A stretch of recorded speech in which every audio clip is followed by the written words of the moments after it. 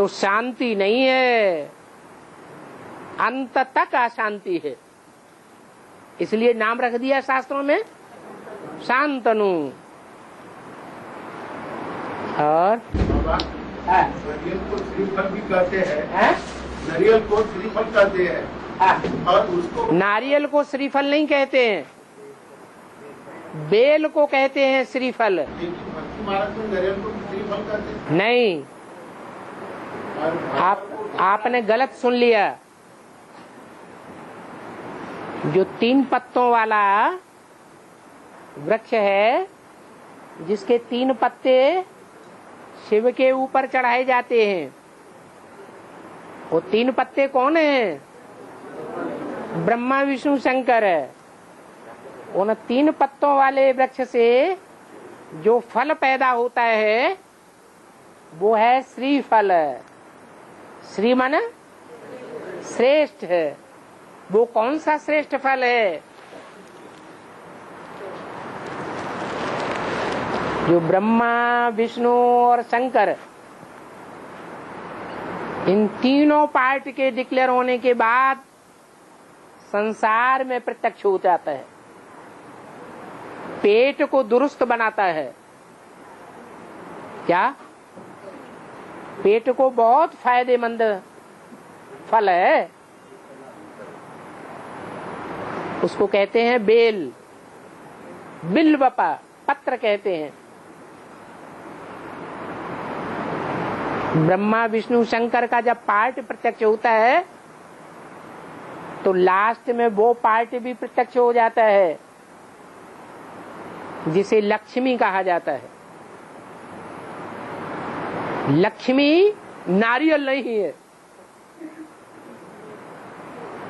Real है या नारियल है? वो तो रियल है। नारियल फिर कौन है? हैं? ऐसा नारियल पार्ट है जो तुम बच्चे भी समझ न सको। रियल पार्ट है या नारियल पार्ट है? नारियल पार्ट है। जो पार्ट देखने सुनने में आता है वो पार्ट नहीं है। इसलिए तुम बच्चे भी समझ नहीं सकते। नारियल का फल ऐसा है जो पेड़ बहुत लंबा हो जाता है, बहुत ऊंची स्टेज में चला जाता है, तब उसके फल लगते हैं। 3 आंखें होती हैं उसको। तो कौन सा देवता है जिसको 3 आंखें होती हैं चैतन्य में? शंकर ही है। 3 आंखें जो होती हैं, वो 3 आंखों वाला फल किसके ऊपर चढ़ाया जाता है? शिव के ऊपर भी चढ़ाया जाता है और देवी के ऊपर भी चढ़ाया जाता है। जहां जहां देवी के मंदिर हैं वहां नारियल फोड़ते हैं और फिर देवी पर अर्पण करते हैं। अहंकार की वजह से तोड़ा जाता है नारियल। हाँ जी, वो है ये अहमदाबादी। क्या? सबको झुकाने के बाद फिर अर्पण हो जाता है। और चंदन का क्या महत्व है? जो बड़े बड़े लोग मरते हैं तो उनको जलाते हैं, चंदन का क्या महत्व है? बड़े आदमी वो हैं जो अच्छा काम करके जाते हैं, उनको बड़ा आदमी कहा जाता है। जैसे गांधी जी ने शरीर छोड़ा तो बड़े आदमी थे, इसलिए उनको चंदन की लकड़ियों में जलाया गया।